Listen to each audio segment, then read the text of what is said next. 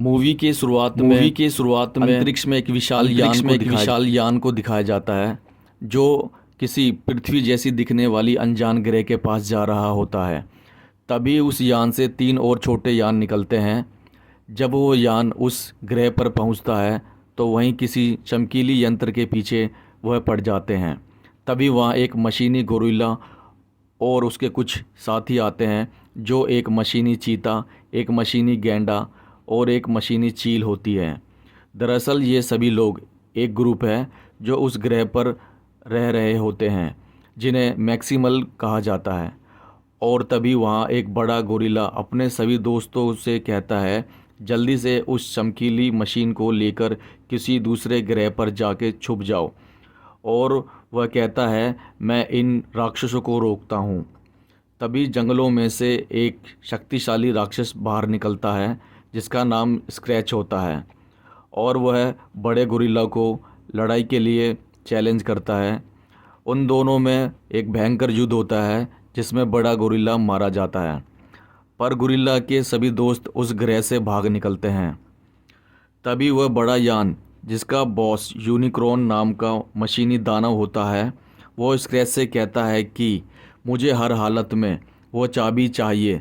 तब पता चलता है कि यह सब लड़ाई उस चाबी के लिए हो रही थी। तभी वो यान उस ग्रह के टुकड़े टुकड़े करके उसे पूरा निकल जाता है। अगले सीन में एक लड़के को दिखाया जाता है जो अपने भाई क्रिस और अपनी माँ के साथ रहता है। उस लड़के का नाम सोनिक होता है। उस लड़के की पूरी फैमिली कर्जों में डूबी होती है। उसका छोटा भाई भी बीमार है और इन्होंने कई दिनों से मकान का किराया भी नहीं दिया है। और आज सोनिक का जॉब इंटरव्यू है। बाहर निकलने पर वह अपने कुछ दोस्तों को एक गैजेट देता है। तब उस लड़के के बारे में एक बात और पता चलती है कि वो एक अच्छा मैकेनिक टेक्निकल बॉय है जो लोगों के गैजेट को ठीक कर कर कुछ पैसे कमाता है। अगले सीन में एक लड़की को दिखाया जाता है जो एक प्राचीन सामानों, मूर्ति आदि की एक्सपर्ट डॉक्टर होती है जिसका नाम प्राचीन सामानों, मूर्ति, सिक्के, मकबरे को आदि पर रिसर्च करना है। और वह प्राचीन भाषा को पढ़ सकती है, समझ सकती है और यह पता कर सकती है कि वह वस्तु किसी समय काल की है। आज उसके म्यूज़ियम में एक मूर्ति आई है जो उसे बहुत अजीब सी लगती है। इधर सोनिक इंटरव्यू में फेल हो जाता है। अब वह और ज़्यादा दुखी होकर अपने चोर दोस्तों के पास जाता है जहां उसके चोर दोस्त बोलते हैं जल्दी पैसा कमाना है तो उसका एक ही तरीका है, चोरी करना।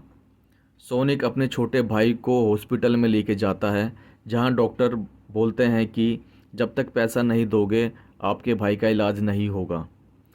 इसके बाद सोनिक अपने चोर दोस्तों के साथ एक होटल के पार्किंग में कार चुराने के लिए जाता है और एक कार खोलने की कोशिश करता है। ये कार ट्रांसपोर्टर ऑक्टोबर्ट्स ग्रुप की कार होती है जिसका नाम मिराज होता है। उधर म्यूज़ियम में डॉक्टर उस पक्षीनुमा मूर्ति की जांच पड़ताल करती है पर लाइट की वजह से मूर्ति के ऊपर से मिट्टी हट जाती है। उसके अंदर से वही चाबी मिलती है जिसके पीछे अंतरिक्ष के राक्षस पीछे पड़े हुए थे।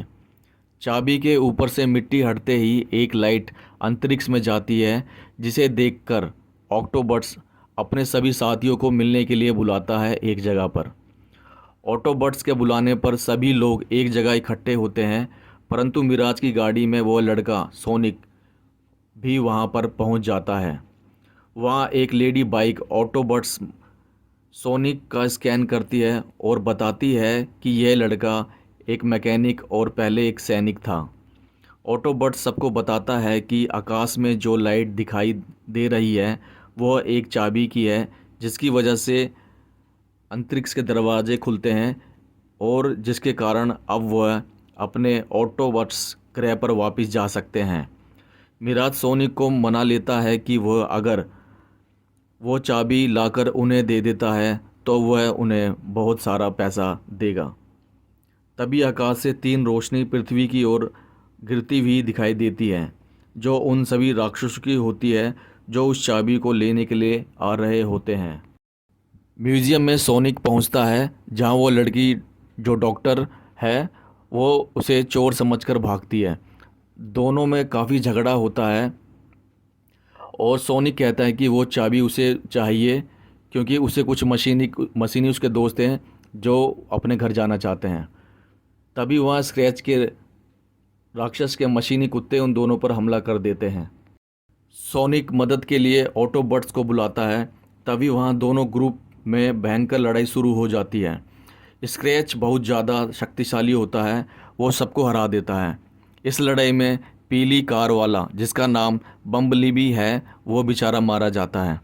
उन सभी राक्षसों को चाबी मिल जाती है। उसी समय एक मशीनबाज वहाँ आकर ऑटोबॉट्स और उन सभी को बचा लेती है। वह मशीनी बाज जिसका नाम येरेजल है वो सबको बताती है कि मैं एक योद्धा हूँ जो हज़ारों साल से दूसरे ग्रह पर रह रही थी।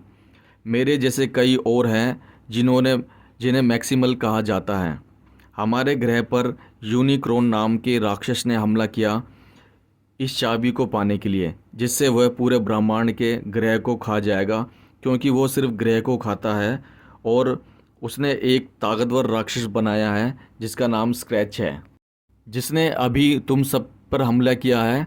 मशीनी बाज यह भी बताती है कि हमने चाबी को पृथ्वी पर छुपाया था, वो भी 2 टुकड़ों में बांटकर। अभी यूनिक्रॉन को आधा हिस्सा मिला है, इसलिए वो अभी कुछ नहीं कर पाएगा। उधर यूनिक्रॉन गुस्सा हो जाता है और स्क्रैच को धमकाता हुआ बोलता है कि अगर तुमने इसका दूसरा हिस्सा नहीं दिया तो मैं तुम्हें मार डालूँगा। इधर मशीनबाज बोलती है कि जब मैं पृथ्वी पर आए तब मेरे साथी आधा हिस्सा लेकर कहीं और चले गए थे, जिसके बारे में मुझे कुछ नहीं पता कि इसका दूसरा हिस्सा कहाँ पर है, और इसके दूसरे हिस्से को लेकर मैं यहाँ पर आ गई थी। उधर ऑटोबॉट्स कहता है कि हम चाबी को यूनिक्रॉन को दे देंगे और अपने घर वापस चले जाएंगे, पर सोनिक बोलता है कि पूरी चाबी लेने के बाद यूनिक्रॉन पृथ्वी को खा जाएगा, इसलिए हम उस चाबी को उसे देंगे नहीं। इधर डॉक्टर कहती है कि मैंने मूर्ति की जांच पड़ताल करते समय उस पर लिखी भाषा को पढ़ा था जो पेरू के एक मंदिर की है, तो शायद चाबी का दूसरा हिस्सा पेरू में मिलेगा। सभी लोग पेरू जाने के लिए ऑटोबॉट्स के पास जाते हैं और एक जगह पे इकट्ठे होते हैं। तभी एक ऑटोबॉट्स का मेंबर जिसका नाम स्टैट्सफिट, जो एक पुराना हवाई जहाज़ होता है, वो उन सभी को लेके पेरू पहुंच जाता है। वहां पहुंचने के बाद डॉक्टर बताती है कि इस शहर में सबसे पुरानी इमारत जो होगी वहीं वो चाबी होगी। फिर इन्हें लगता है कि एक चर्च के पास धार्मिक पार्क है जहां आज भी कई लोग पुरानी फेस्टिवल सेलिब्रेट करने के लिए आए हुए हैं। सोनिक और डॉक्टर कहते हैं कि इतनी भीड़ में हम ही जा सकते हैं, ये मशीन वहां नहीं जा पाएंगे। डॉक्टर चर्च के पास जाकर वो जगह पहचान जाती है और कोड को डिकोड करने के लिए सोनिक और वो डॉक्टर दोनों लग जाते हैं और उन्हें वो दरवाज़ा मिल जाता है जो मंदिर की तरफ जाता है। और असल मायने में ये एक धरती के अंदर एक गुफा होती है जो खुल जाती है। वहाँ स्क्रैच भी आ जाता है और वह अपने मशीनी कुत्तों को भेजता है चाबी लाने के लिए। सोनिक और डॉक्टर मंदिर में बहुत ढूंढते हैं पर वहाँ उन्हें चाबी नहीं मिलती है। तभी उन पर मशीनी कुत्ता हमला कर देता है, जिसे बचते हुए वह दोनों गुफा के दूसरे छोर में से एक जंगल में निकलते हैं। बाहर स्क्रैच को ऑटोबॉट्स ग्रुप में लड़ाई शुरू हो जाती है। मशीनी चील ऑटोबॉट्स को बोलती है कि बदला बाद में ले लेना, अभी चाबी को ढूंढना है।